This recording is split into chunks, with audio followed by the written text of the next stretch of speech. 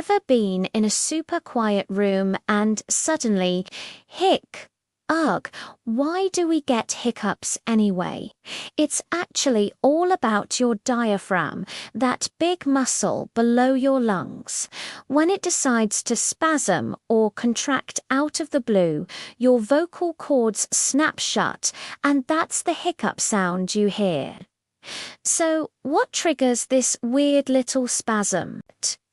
It could be anything from eating too fast, gulping down a fizzy drink, a sudden change in temperature, or even just feeling stressed out.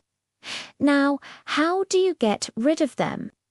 Try holding your breath for about 10 to 15 seconds, or take a few small sips of cold water.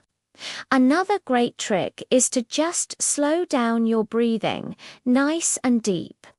Usually, one of these will do the trick. But hey, if your hiccups stick around for more than 2 days, it's a good idea to check in with a doctor, just to be safe. Hope this helps. If you found this useful, give us a like and subscribe for more.